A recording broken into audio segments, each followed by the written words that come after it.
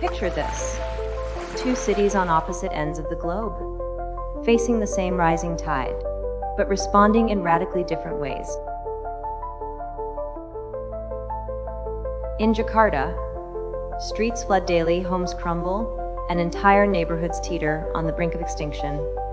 Meanwhile, in Qatar, gleaming towers rise above engineered coastlines, protected by billions in cutting-edge infrastructure.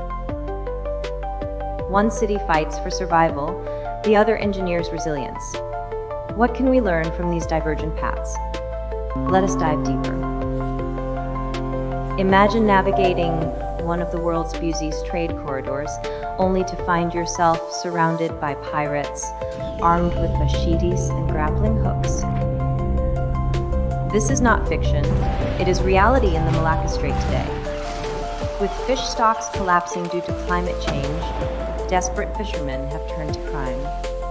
And now, global trade worth $7 billion per week hangs precariously in the balance. How will nations respond to this escalating threat? The stakes could not be higher.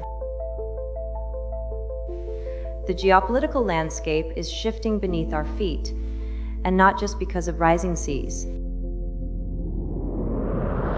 When Jakarta signed its recent defense pact with Moscow, it sent shockwaves through Southeast Asia.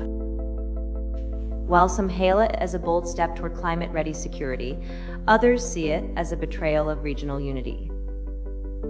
63% of ASEAN members oppose such external partnerships. But with sinking cities and growing threats, can Indonesia afford to wait for consensus? Or does necessity demand bold action? Numbers do not lie, but they do tell heartbreaking stories. Every centimeter Jakarta sinks adds 140 billion rupiah to flood recovery costs. 60% of its population relies on illegal wells, accelerating subsidence. By 2030, nearly 1.5 million people may need to relocate from vanishing neighborhoods. Is there a solution that balances cost, feasibility, and human dignity? Or are we simply buying time before the inevitable? While others retreat, Qatar advances, literally.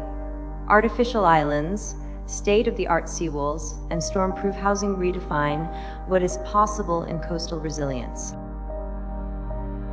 Even their critical LNG facilities boast a 92% protection rate. But let us not forget, no amount of wealth can fully shield them from nature's wrath. For every meter the seas rise, 3% of Qatar's land disappears. Still, their approach offers valuable lessons for us all.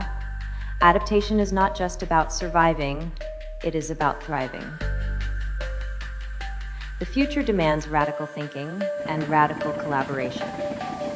From AI-driven patrols across Indonesia's vast archipelago to predictive neural networks forecasting floods, technology is reshaping maritime security.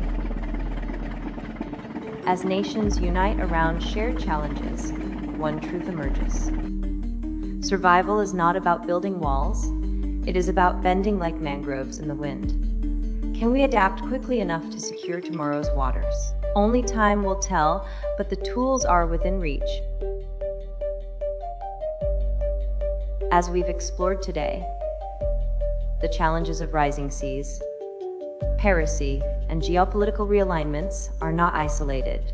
They are deeply interconnected. From Jakarta's sinking streets to Qatar's fortified coastlines. From the Malacca Straits, pirate hotspots, to AI-driven patrols across Indonesia's archipelago.